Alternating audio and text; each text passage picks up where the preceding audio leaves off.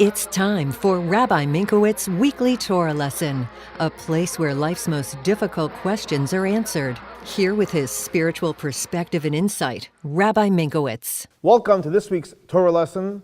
This week we are celebrating Passover, and on this Shabbat we are going to perform the service called the Yizkor service, which is performed 4 times a year. And the question is, what is Yizkor? So on this Shabbat, when we celebrate the last day of Passover, and we have the special service called the Yizkor service, and the question was, what is Yizkor? So there's a famous story told with the Rebbe Rashab, who's the 5th Chabad Rebbe. He was 5 years old at that time, and he was playing in his grandfather's synagogue. Right before the Yizkor service, his grandfather called over his assistant and asked him to ask his grandchild, the Rebbe Rashab, and the Rebbe Rashab's brother, the Arizal, who was an older brother, a little older, to escort them out of the shul, because it's customary that there's no children in the synagogue when you do the Yizkor service.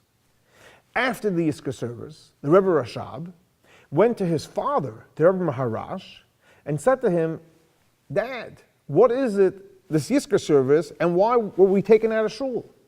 So his father explained to him as follows, that when a person passes away, so even though they're physically not here, their soul is still alive.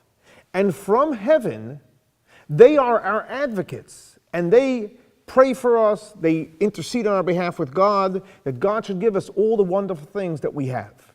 What happens on Yizkor 4 times a year? That is when the people that have passed away, close to them, a father, a mother, brother, sister, a child, a spouse, spend time in synagogue to acknowledge and thank those people that have departed for praying and interceding on their behalf, and they dedicate and commit to give charity on behalf of their advocates.